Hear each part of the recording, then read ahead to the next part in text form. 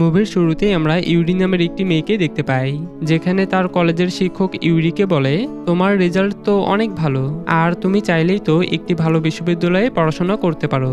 তবে এইসব শুনে ইউরি তার শিক্ষককে কোনো কিছুই বলে না, কেননা ইউরি ছিল মধ্যবিত্ত পরিবারের একটি মেয়ে, আর এছাড়াও ইউরির পরিবারে শুধুমাত্র তার মায়েই ছিল, এবং কি তার মা সুপার শপে জব করে একাই তার সংসারটি চালাতো, যার ফলে ইউরি তার পছন্দের ইউনিভার্সিটিতে অ্যাডমিট হতে পারে না। এরপর যখন ইউরি কলেজ থেকে বাসায় ফিরছিল, তখন সে দেখতে পায় পাশের একটি মাঠে অনেকগুলো ছোট ছেলে খেলাধুলা করছে।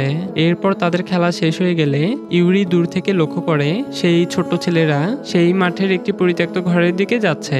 তারপর ইউরি বাসায় ফিরে আসে এবং যখনই সে তার ঘরে টেলিভিশনের দিকে তাকায়, তখন সে 1945 সালের দ্বিতীয় বিশ্বযুদ্ধে ইউএস এর কাছে জাপানের হেরে যাওয়ার নিউজটি দেখছিল। আর ইউরি ছিল জাপানেরই একজন নাগরিক, আর এই নিউজটি দেখানো হচ্ছিল জাপানের 78 বছর বার্ষিকী উপলক্ষে। কিন্তু এমন সময়ে তার মা বাসায় চলে আসে এবং ইউরিকে বলে, তোমার কলেজের শিক্ষক তোমার অনেক প্রশংসা করে, কিন্তু আমি অর্থের অভাবে তোমাকে একটি ভালো ইউনিভার্সিটিতে অ্যাডমিট করতে পারছি না। এর জন্য আমি তোমার কাছে খুবই দুঃখিত। তাই আমি চাই তুমি কোনো একটি লোকাল ইউনিভার্সিটিতে অ্যাডমিট হয়ে যাও। এইসব শুনে ইউরি বলে, আমি আর পড়াশোনা করতে চাই না, আমিও এখন থেকে কাজ করব। এইসব শুনে তার মা ইউকির অনেক খারাপ লাগে এবং তার স্বামীর ছবির দিকে তাকিয়ে তার মেয়েকে বলে, তোমার বাবা যখন মারা গিয়েছিল তখন আমি শপথ করেছিলাম তোমাকে যেভাবেই হোক তোমাকে একটি ইউনিভার্সিটিতে অ্যাডমিট করাবো। সে তার মেয়েকে আরো বলে, তোমার বাবা একবার বলেছিল তুমি নাকি আমার মতোই স্মার্ট, এবং সে তোমার ভবিষ্যৎ দেখার জন্যই অপেক্ষা করছিল। এইসব শুনে ইউরি বলে, আর এর জন্যই সে ডুবে যাওয়া এক শিশুকে বাঁচাতে তার জীবনের ঝুঁকি নিয়ে নদীতে ঝাঁপ দেয়, তাই না? ইউরি আরো বলে, সে কি নিজেকে অনেক মহৎ ভেবেছিল? সে কি একবারও নিজের সন্তানের কথা ভাবেনি? এবং কি তার স্ত্রীরই বা কি হবে? কিন্তু এখন দেখো, আমাদের কাছে একটি কাপড় কেনারই সামর্থ্য নেই, আর ইউনিভার্সিটির কথা না হয় নাই বললাম। তখন এইসব শুনে তার মায়ের প্রচন্ড খারাপ লাগে, আর তখনই ইউরি বলে ওঠে, সব দোষী বাবার। অন্যকে বাঁচাতে গিয়ে সে নিজেই মারা গেল এবং তার পরিবারকে উৎসর্গ করলো। তিনি কি আসলে নায়ক হওয়ার চেষ্টা করেছিল? ইউরি আরো বলে, বাবা হিসাবে সে ব্যর্থ হয়েছে। তখন এইসব শুনলে তার মা ইউরিকে একটি চড় দেয়। এতে করে ইউরি বাড়ি থেকে বের হয়ে যায় এবং বৃষ্টির মধ্যে সে একাই রাস্তার মধ্যে হাঁটতে থাকে। এরপর আমরা দেখতে পাই ইউরি সেই পরিত্যক্ত ঘরের মধ্যে চলে আসে, যে ঘরটি কিনা সে স্কুল থেকে বাসায় ফেরার পথে দেখেছিল। আর এই পরিত্যক্ত ঘরটি ইউরি খুব ভালোভাবে ঘুরে ঘুরে দেখছিল। তবে এক পর্যায়ে ইউরি সেখানে ঘুম এসে পড়লে হঠাৎ করেই অনেক বড় একটি বিদ্যুৎ চমকে ওঠে। এরপর সকাল হলে যখনই ইউরির ঘুম ভাঙে, তখন সে বাইরে আসলে সে তো একদম স্তব্ধ হয়ে যায় এবং তার সামনে একটি গ্রামের দৃশ্য দেখতে পায়। আর এইসব দেখে ইউরি নিজেই বুঝতে পারছিল না তার সাথে আসলে কি হচ্ছে। এরপর আমরা দেখতে পাই ইউরি সেই গ্রামের মধ্যে প্রবেশ করে এবং সেই গ্রামের রাস্তা দিয়ে হাঁটার সময় সে সমবয়সী অনেকগুলো মেয়েদেরকে দেখতে পায়। এমনকি সেই মেয়েগুলো ইউরির দিকে অবাক দৃষ্টিতে চেয়ে থাকে। আর এর মধ্যে অন্যতম ছিল চিওচান নামের একটি মেয়ে। তবে এমন অবস্থায় ইউরির প্রচন্ড জ্বর হওয়ার কারণে সে রাস্তার একটি কোণে বসে পড়ে। আর এরপরেই আমরা দেখতে পাই জাপানের একজন সৈনিক ইউরির কপালে জলপট্টি লাগিয়ে দিচ্ছে। কিন্তু এমন সময়ে ইউরির ঘুম ভেঙে যায় এবং এতে করে ইউরি সেই সৈনিককে দেখে কিছুটা ঘাবড়ে যায়। আর এইসব দেখে সেই সৈনিকটি ইউরিকে পানি খেতে দেয়। এরপর যখন ইউরি পানি খেতে থাকে, তখন এইসব সেই সৈনিকটি চুপ করে দেখছিল। তারপর যখনই ইউরির পানি খাওয়া শেষ হয়ে যায়, তখন আকিরা নামের সেই সৈনিকটি ইউরিকে বলে, এখন তোমাকে বিশ্রাম নিতে হবে। এইসব শুনে ইউরি বলে, না আমি ভালো আছি। এইসব বলে যখনই ইউরি সেখান থেকে চলেই যাচ্ছিল, ঠিক তখনই ইউরি মাটিতে পড়ে যেতে ধরলে আকিরা ইউরিকে সময় মতো ধরে ফেলে। এরপর আমরা দেখতে পাই আকিরা ইউরিকে নিয়ে সুরুর সান নামের এক মহিলার কাছে চলে আসে, যে কিনা আকিরা ও তার সাথে যতজন সৈনিক ছিল সেই মহিলাটি তাদের জন্য খাবার বানাতো। যাই হোক, সেই সময় আকিরা সুরুর সানকে বলে, আমি এই মেয়েটিকে রাস্তায় পড়ে থাকতে দেখেছিলাম, তাই আপনি কি এই মেয়েটির জন্য কিছু খাবার দিতে পারবেন? আর তখনই আমরা দেখতে পাই সুরুর সান ইউরির জন্য কিছু খাবার নিয়ে আসে। এরপর যখন ইউরি সেই খাবারগুলো খাচ্ছিল, এমন সময়ে ইউরি টেবিলের একপাশে একটি পত্রিকার কাগজ দেখতে পায়। এতে করে যখনই ইউরি সেই পত্রিকাটি পড়ে, তখন সে লক্ষ্য করে এই পত্রিকাটি হলো 14 জুন 1945 সালের, অর্থাৎ সেই সময়টি ছিল দ্বিতীয় বিশ্বযুদ্ধের সময়কাল।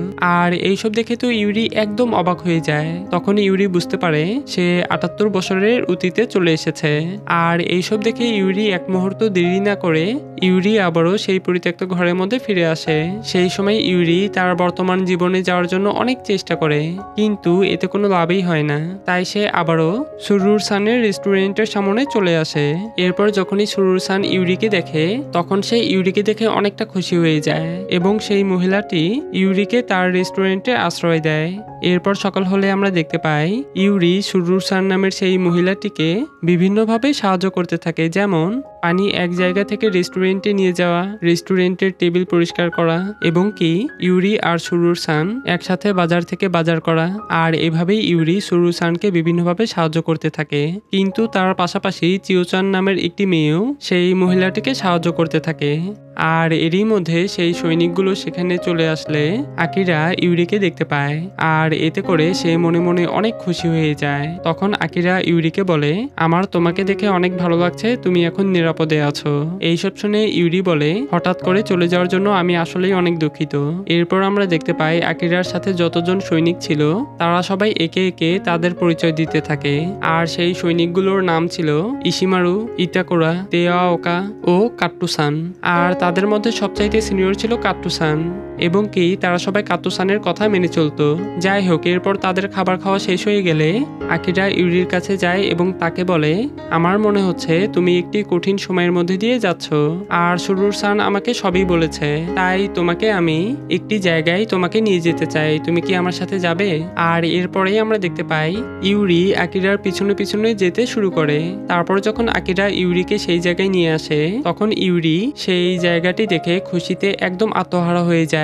সেই সময় আমরা দেখতে পাই ইউরি সেখানে থাকা লিলি ফুলের ঘ্রাণ নেয় এবং বলতে থাকে, আমি কখনোই জানতাম না এরকম একটা জায়গা আছে। তখন এইসব শুনে আকিরা বলে, আচ্ছা তোমার বয়স কত হবে তুমি কি জানো? ইউরি বলে 18 বছর। আকিরা বলে, তুমি ঠিক নুমির মতো দেখতে। সে আরো বলে, জানো আমি যখন ছোট ছিলাম তখন আমার বোন নুমি সে সব সময় আমাকে জড়িয়ে ধরে আকিরা আকিরা বলে ডাকতো। আর আমরা যেখানে থাকতাম সেখানে শীতকালে তুষার বেশি পড়তো। তখন সেই সময়ে আমরা দুই ভাই বোন সেই তুষারের মধ্যে অনেক খুনসুটি আর খেলা করতাম। আকিরা আরো বলে, অনেকদিন হয়ে গেল বরফ দেখিনি। এইসব শুনে ইউরি বলে, তাহলে তুমি তোমার বোনের কাছে ফিরে যাচ্ছ না কেন? আকিরা বলে, আমার সামনেই তো আমার বোন দাঁড়িয়ে আছে। আসলে আকিরার বোন নুমি যুদ্ধেই মারা গিয়েছিল, আর এছাড়াও আকিরা ইউরিকে তার বোনের মতোই দেখতো। যাই হোক, সেই সময় আকিরা ইউরিকে বলে, তুমি কি আমাকে আকিরা বলে ডাকতে পারো? আর তখনই ইউরি তাকে আকিরা বলে ডাকে। আকিরা বলে, ধন্যবাদ, আর আমিও কি তোমাকে ইউরি বলে ডাকতে পারি? ইউরি বলে, হ্যাঁ নিশ্চয়ই। সে আরো বলে, তোমরা কি বিশেষ আক্রমণ ইউনিটের পাইলট? তবে এইসব শুনে আকিরা তার কোনো উত্তর না দিলে ইউরি বুঝতে পারে আকিরাও বিশেষ আক্রমণ ইউনিটের একজন পাইলট।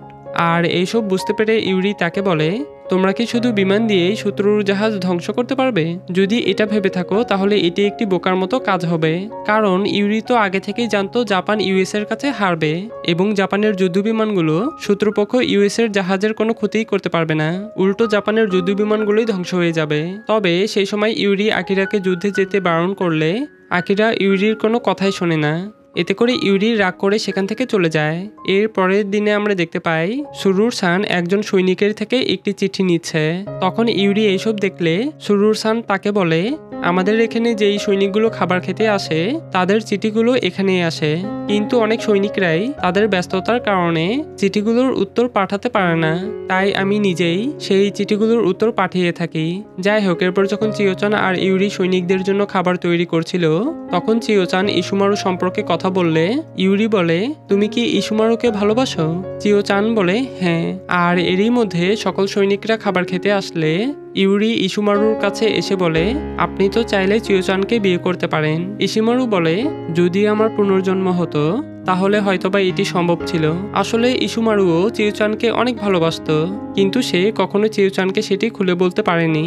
এরপর যখন ইউরি সুরুর সানকে খাবার বানাতে সাহায্য করছিল, তখন সুরুর সান ইউরিকে বলে, তারা আর কিছুদিনের মধ্যেই যুদ্ধে অংশগ্রহণ করবে, তাই আমাদের উচিত তাদের সাথে সর্বোচ্চ ভালো ব্যবহার করা এবং তাদের জন্য পুষ্টিকর খাবার তৈরি তৈরি করা।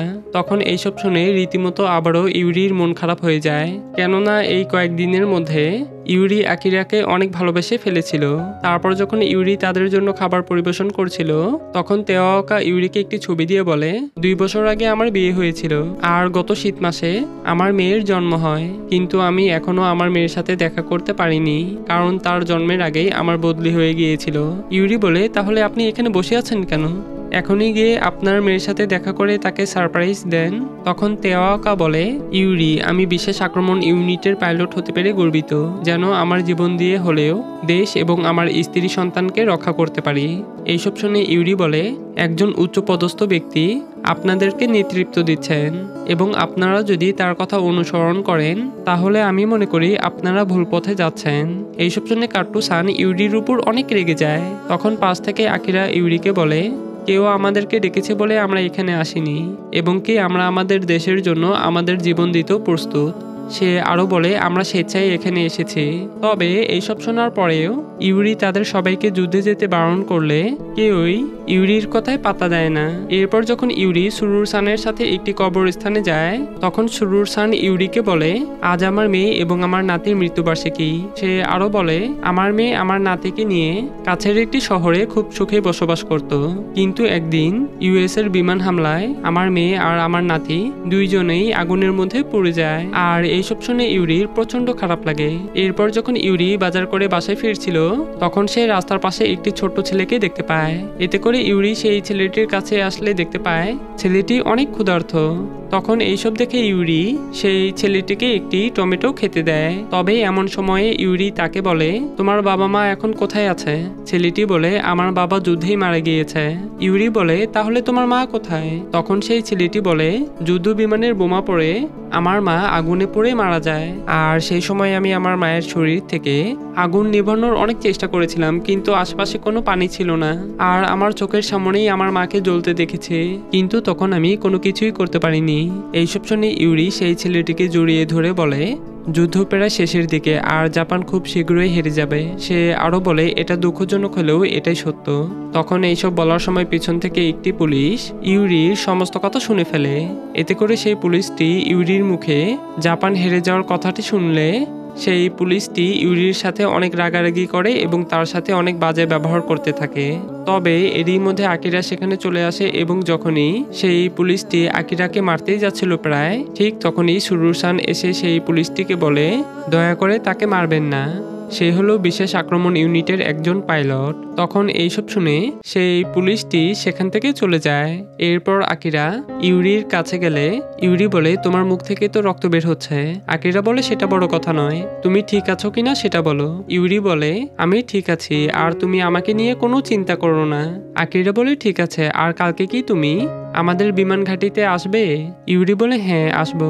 তারপর সকাল হলে আমরা দেখতে পাই আকিরা তার বাকি সৈনিকদের সাথে বেসবল খেলছে, আর এইসব দূর থেকে ইউরি চুপ করে দেখছিল। এরপর যখন আকিরা ইউরির কাছে আসে, তখন আকিরা বলে, তুমি কি আইসক্রিম খেতে পছন্দ করো? ইউরি বলে, হ্যাঁ। এরপর আমরা দেখতে পাই ইউরি আর আকিরা তারা দুইজন একটি জায়গায় বসে তারা দুইজন অনেক মজা করে আইসক্রিম খেতে থাকে। সেই সময় ইউরি বলে, আইসক্রিমটি দেখতে তুষার বরফের মতো হলেও খেতে অনেক সুস্বাদু, আর সেই সময় যেন তারা দুইজন অনেক সুন্দর একটি মুহূর্ত পার করছিল। এরপর যখন ইউরি বাজার করে বাসায় ফিরছিল, ঠিক তখনই ইউরি দেখতে পায় ইউএস এর বিমান বাহিনীরা তাদের উপর আক্রমণ করছে। এতে করে গ্রামের সবাই তাদের জীবন বাঁচাতে এলোমেলোভাবে দৌড়াতে শুরু করে। তবে ইউরি সেই গ্রাম থেকে না পালিয়ে উল্টো সুরুর-সানকে খোঁজার জন্য সেই রেস্টুরেন্টের দিকে যেতে শুরু করে। তবে এরই মধ্যে আগুনযুক্ত একটি কাঠের তক্তা ইউরির পায়ের উপর পড়ে যায়। এতে করে ইউরির পা সেই কাঠের তক্তার মধ্যে আটকে যায়। এমতা অবস্থায় ইউরি অনেক চেষ্টা করার পরেও তার পাটি কোনোভাবে মুক্ত করতে পারছিল না। কিন্তু এরই মধ্যে আকিরা সেখানে চলে আসে এবং সেই কাঠের তক্তার আগুনটি নিভানোর অনেক চেষ্টা করে, কিন্তু এতে কোনো লাভই হয় না। এরপর আকিরা তার শরীরের সমস্ত শক্তি দিয়ে সেই কাঠের তক্তাটি উপরের দিকে তুলে ফেলে। এতে করে ইউরি সাথে সাথে তার পাটি সেখান থেকে সরিয়ে ফেলে। এরপর আকিরা ইউরিকে তার কাঁধে নিয়ে সেখান থেকে চলে যেতে শুরু করে। তবে এমন সময়ে ইউরি দূর থেকে সেই ছোট্ট ছেলেটির মৃতদেহ দেখতে পায়। আর এইসব দেখে ইউরির প্রচন্ড খারাপ লাগে। এরপর তারা দুইজন একটি জায়গায় থামলে ইউরি বলে, আমাকে বাঁচানোর জন্য তোমাকে ধন্যবাদ। আকিরা বলে, তুমি সেখানে কেন ছিলে? আর একটু হলেই তো তোমার প্রাণ চলে যেতে পারতো। ইউরি বলে, আমি সুরুর সানকে খুঁজতে গিয়েছিলাম। আকিরা বলে, তুমি কি জানো আমি তোমাকে নিয়ে কতটা চিন্তিত? ইউরি বলে, আমি তোমার কি হই তুমি আমাকে নিয়ে এত চিন্তা করো? আকিরা বলে, কারণ তুমি আমার কাছে অনেক গুরুত্বপূর্ণ। এরপর সকাল হলে ইউরি জাপানদের যুদ্ধ বিমানগুলো দেখলে এতে করে সে আকিরার কথা ভাবতে থাকে।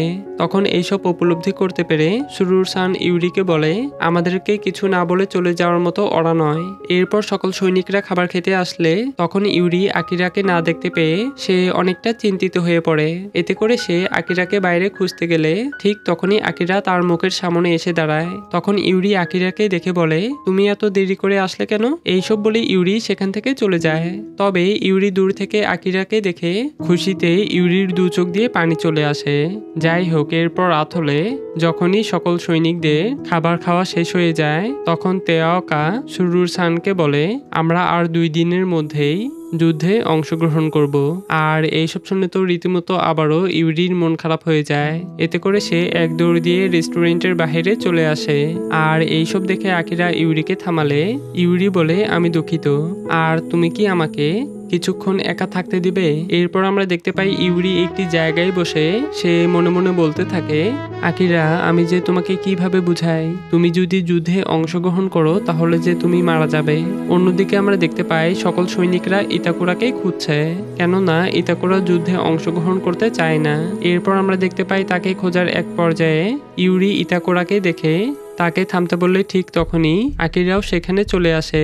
তখন ইতাকুরা আকিরাকে দেখলে ইতাকুরা আকিরাকে বলে, দয়া করে তুমি আমাকে যেতে দাও, আর আমি এখনই মরতে চাই না। আকিরা বলে, তুমি কি দেশকে রক্ষা করার কথা ভুলে গেছো?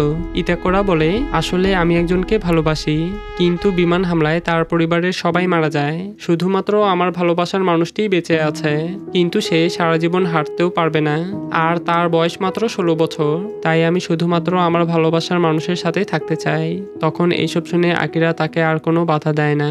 এরপর যখনই ইতাকুরা সেখান থেকে পালিয়ে যাচ্ছিল ঠিক তখনই সকল সৈনিকরা সেখানে চলে আসে। সেই সময় কাট্টুসান ইতাকুরাকে পালাতে দেখে কাট্টুসান ইতাকুরাকে অনেক অপমান করতে থাকে। এতে করে ইতাকুরা কাট্টুসানকে বলে, আমি যাদেরকে ভালোবাসি আমি শুধু তাদের সাথেই বাঁচতে চাই। সে আরো বলে, কাট্টুসান, তুমি কি সত্যই দেশের জন্য প্রাণ দিতে যাচ্ছ? আর তোমার বাবাও তো সৈনিক থাকা অবস্থায় পালিয়েছিল, আর এর জন্যই তুমি সেই লজ্জার জন্য বাঁচতে চাও না। তখন এইসব শুনে ইউরি বলে, আচ্ছা বলুন তো, বেঁচে থাকাটা কি লজ্জার? আর এটা কখনই লজ্জার হতে পারে না। সে আরো বলে, একজন মানুষের বেঁচে থাকার ইচ্ছাকে অস্বীকার করার অধিকার কারোই নেই, আর ইতাকুরা শুধুমাত্র তার ভালোবাসার মানুষের জন্য বাঁচতে চায়, আর এটা কি তার কোনো দোষ? এইসব শুনে তেয়াওকা ইতাকুরাকে তার ভালোবাসার মানুষের কাছে যেতে বলে। এতে করে সে সেখান থেকে চলে যায়। এরপর যখন সকল সৈনিকরা সেখান থেকে চলে যাচ্ছিল ঠিক তখনই ইউরি আকিরাকে থামিয়ে বলে, আকিরা, আমি তোমার সাথে কিছু কথা বলতে চাই। আর তারপরেই আমরা দেখতে পাই ইউরি আর আকিরা সেই লিলি ফুলের জায়গায় চলে আসে। সেই সময় আমরা দেখতে পাই আকিরা আর ইউরি তারা দুইজন একসাথে ফুলের সুবাস নিতে থাকে। তখন ইউরি এইসব দেখে আকিরাকে বলে, তোমাকে তো এখন শারীরিক শিক্ষার শিক্ষকদের মতো দেখাচ্ছে। আকিরা বলে, তাই নাকি? তখন সে আরো বলে, জানো ইউরি, আমি আসলে একজন শিক্ষক হতে চাই, এবং শিক্ষক হিসাবে আমি শিশুদের ভবিষ্যৎকে শক্তিশালী করতে চাই, আর তারা বড় হয়ে যেন সুন্দর একটি পৃথিবী গড়ে তোলে। সে আরো বলে, আমার জন্ম যুদ্ধের সময়, কিন্তু আমি চাই না ভবিষ্যতে জন্ম নেওয়া শিশুরা এই ধরনের কষ্টের সম্মুখীন হোক। আমি চাই তারা তাদের পছন্দের জিনিসগুলো অধ্যয়ন করুক, এবং কি তারা যাকে ভালোবাসে সেই জন্য তাকেই বিয়ে করে। এইসব শুনে ইউরি বলে, চলো আমরা একসাথে এখান থেকে চলে যাই, আর এছাড়াও তুমি যদি যুদ্ধে অংশগ্রহণও করো তারপরেও জাপান হারবে, তাই চলো আমরা এখান থেকে পালিয়ে যাই, এরপর তুমি শিক্ষক হও।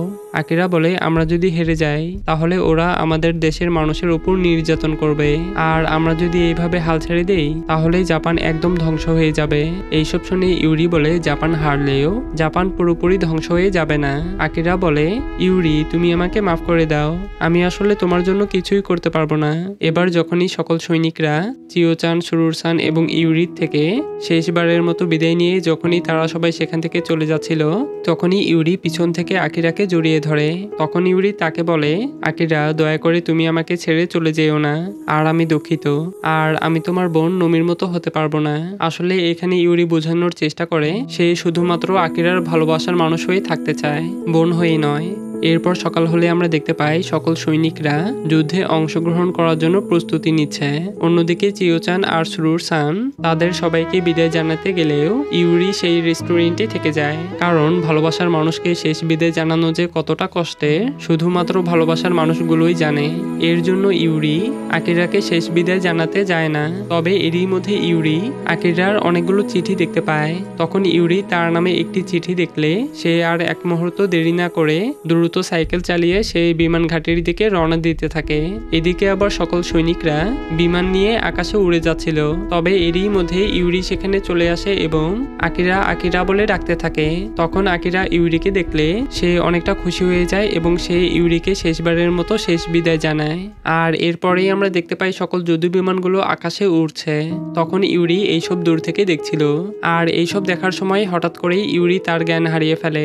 এরপর আমরা দেখতে পাই ইউরি তার বর্তমান সময়ে চলে এসেছে। এবার যখনই ইউরি তার বাসায় ফিরে যায় তখন সে ক্যালেন্ডারের দিকে তাকালে বুঝতে পারে সে শুধুমাত্র 12 ঘন্টা কাটিয়েছে। আর এরই মধ্যে তার মা সেখানে চলে আসে এবং ইউরিকে দেখে তার মা অনেক খুশি হয়ে যায় এবং ইউরিকে বলে, আমি আসলেই কালকের ব্যবহারের জন্য দুঃখিত। এইসব শুনে ইউরি বলে, মা তুমি এভাবে বলো না, আমি আমার নিজের ভুলটি বুঝতে পেরেছি। এরপর যখন ইউরি তাদের কলেজ থেকে শিক্ষা সফরে একটি এয়ারফোর্স মিউজিয়ামে আসে তখন ইউরি সেই মিউজিয়ামটি খুব সুন্দরভাবে ঘুরে ঘুরে দেখছিল। আর হঠাৎ করে ইউরি সেই মিউজিয়ামে আকিরার একটি ছবি দেখতে পায়। তখন সেই ছবির পাশে ইউরি একটি চিঠিও দেখতে পায়, যেটি কিনা আকিরা ইউরির জন্যই লিখেছিল। আর সেই চিঠিতে লেখা ছিল, ইউরি এই চিঠির লেখাগুলো হয়তো তোমাকে অনেক কষ্ট দিতে পারে, আর আমি সহ্যও করতে পারবো না আমার অনুভূতিটা সমুদ্রের বুদবুদের মতো অদৃশ্য হয়ে যাক। তাই আমি চিঠির মাধ্যমেই আমার প্রকৃত অনুভূতিটা প্রকাশ করলাম। ইউরি তোমার মনে আছে আমি বলেছিলাম তুমি আমার বোনের মতো, আর এটা আসলে মিথ্যা কথা ছিল, কিন্তু আমি কখনোই তোমাকে আমার বোনের মতো দেখিনি, বরঞ্চ আমি তোমাকে অনেক ভালোবাসি, কিন্তু কখনোই আমি তোমার কাছে সেটি প্রকাশ করতে পারিনি। আর আমি যদি যুদ্ধবিহীন সময়ে জন্ম নিতাম তাহলে আমি তোমাকে ভালোবেসে আমি সারা জীবন তোমার সাথেই থাকতে চাইতাম। আর এইসব দেখে ইউরির দু চোখ দিয়ে অজান্তেই পানি চলে আসে এবং কি সেই সময় ইউরি একদম স্তব্ধ হয়ে যায়। আর এর মধ্যে দিয়ে মুভিটি এখানেই শেষ হয়ে যায়। তো আজ এই পর্যন্তই, দেখা হচ্ছে পরবর্তী কোনো একটি ভিডিওতে। আল্লাহ হাফেজ এন্ড টেক লাভ।